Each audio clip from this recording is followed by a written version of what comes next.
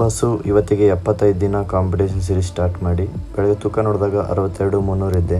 Ready ಆಗಿಬಿಟ್ಟು gym ಕಡೆಗೆ ಹೊರಟೆ. ಜಿಮ್ಗೆ ಹೋಗಿ ಬೆಳಗ್ಗೆ ಬಂದಿರೋ ಕ್ಲೈಂಟ್ಸ್ದು ವರ್ಕೌಟ್ ಮುಗಿಸ್ಬಿಟ್ಟು ನಾನು ಕಾಂಪಿಟೇಷನ್ ಸೀರೀಸ್ ಸ್ಟಾರ್ಟ್ ಮಾಡಿದಾಗ ಈ ಥರ ಇದ್ದೆ. 75 ದಿನಕ್ಕೆ ಈ ಥರ ಆಗಿದ್ದೀನಿ.